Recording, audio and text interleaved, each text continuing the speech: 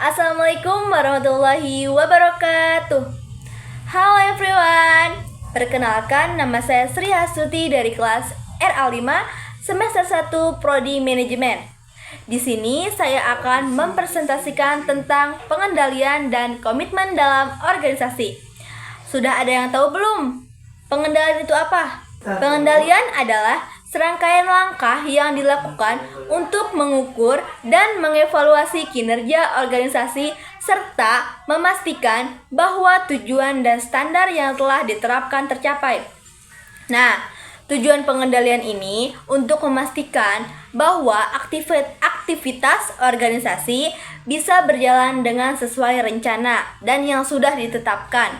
Yang selanjutnya ada jenis-jenis pengendalian. Yang pertama, ada pengendalian preventif. Yang kedua, ada pengendalian detektif. Yang ketiga, ada pengendalian korektif. Dan yang terakhir, ada pengendalian konstruktif. Yang pertama, ada pengendalian preventif, yaitu dilakukan sebelum terjadinya masalah untuk mencegah kemungkinan terjadi.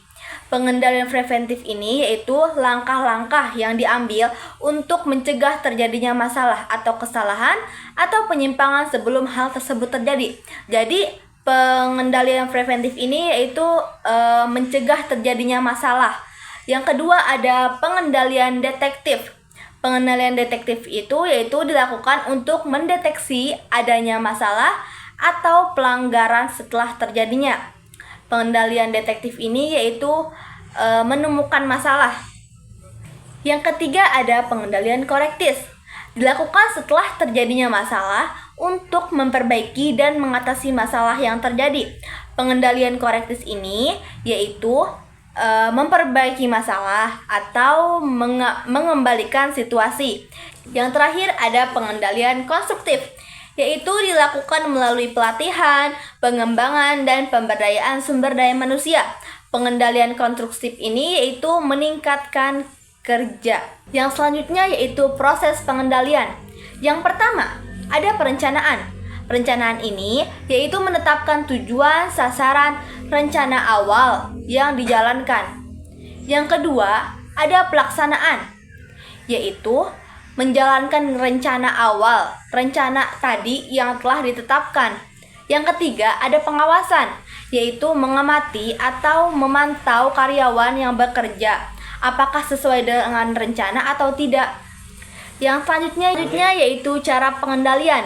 Yang pertama, ada kontrol eksternal, yaitu melalui regulasi, hukum, dan aturan yang ada dari pihak luar organisasi.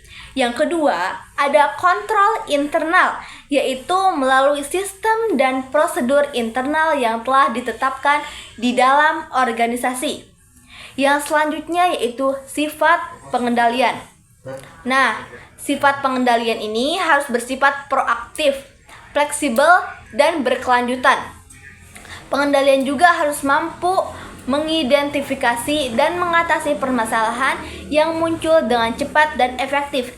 Jadi, sifat pengendalian ini sifatnya yaitu harus bisa mengatasi permasalahan yang ada dengan cepat dan efektif.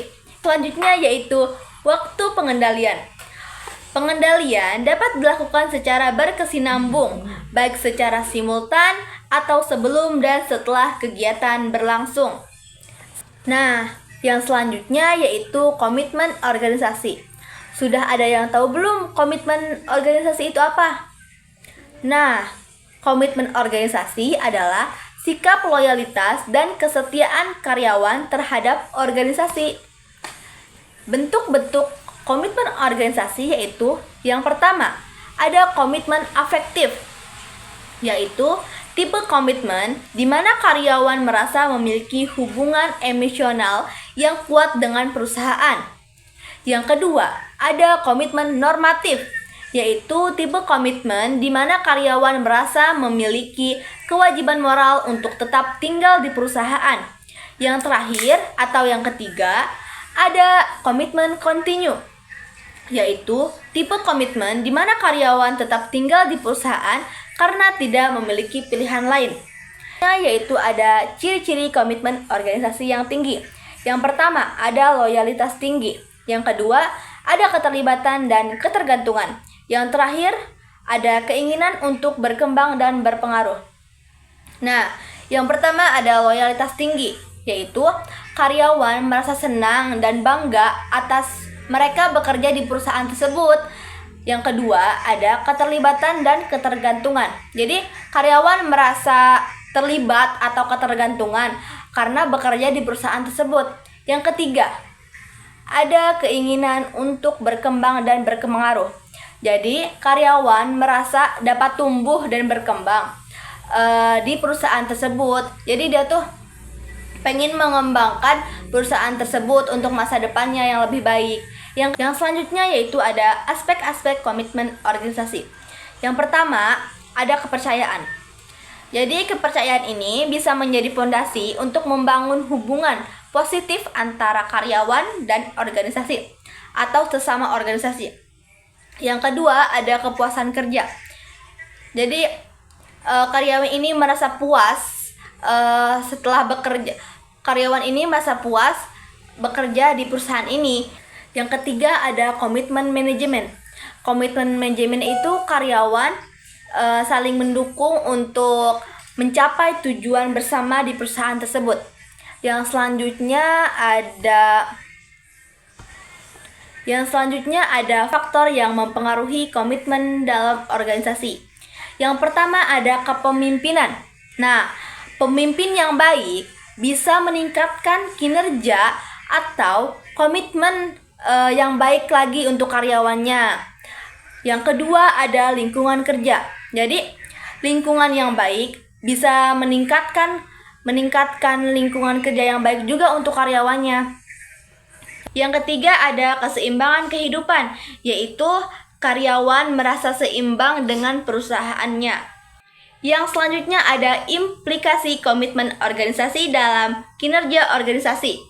Karyawan memiliki tingkat komitmen yang lebih tinggi pada perusahaan menunjukkan kinerja yang lebih baik, lebih sedikit absensi, dan lebih sedikit tindakan yang merugikan masyarakat. Terima kasih presentasi saya kali ini. Mohon maaf bila ada kesalahan. Wassalamualaikum warahmatullahi wabarakatuh.